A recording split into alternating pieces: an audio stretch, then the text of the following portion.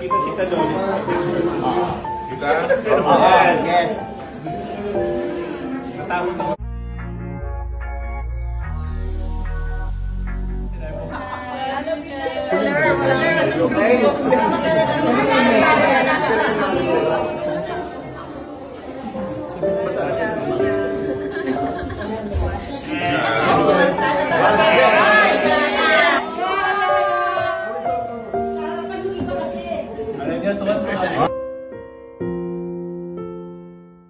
Sa ikalawang gabi nga ng week ni Lolit Solis ay kasama ni Pauline Luna na dumalaw ang kanyang asawa na si Vic Soto.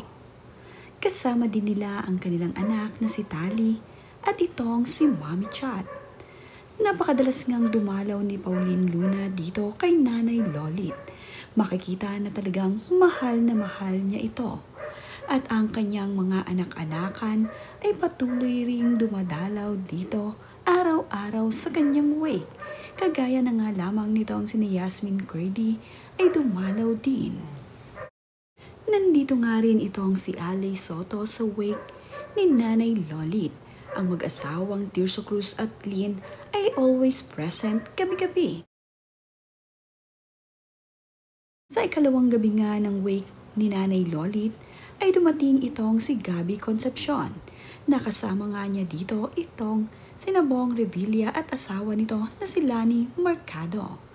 Nandito nga rin itong si Lorna Tolentino na dumalaw muli.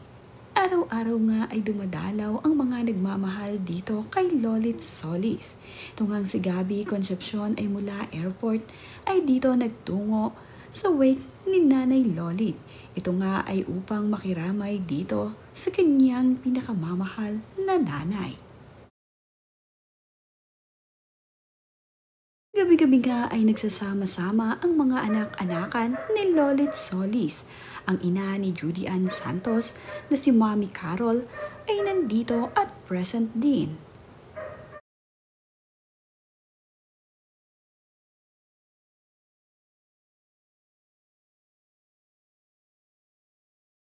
Sa ikatlong gabi naman nga ng wake ni Nanay Lolit ay dumating itong si Martin Rivera at nag-alay pa nga ito ng kanta para dito kay Nanay Lolit.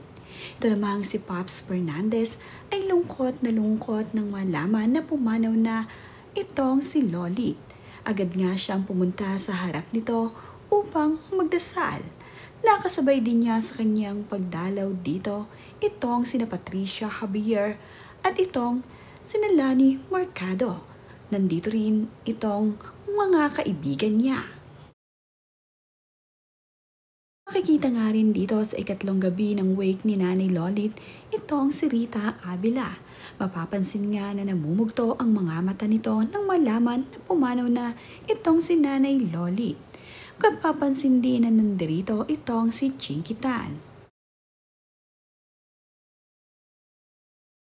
Patuloy pa rin ngang dumadagsa ang mga bumibisita dito sa wake ni Lolit Solis at ang kanyang mga anak-anakan na araw pumupunta itong sina Paulo Contis. Sobrang malapit itong si Paulo dito kay Nanay Lolit. Kagaya rin ni Bong Revilla na talaga namang mahal na mahal itong si Lolit na kada birthday nga ni Nanay Lolit ay always present silang mag-asawa.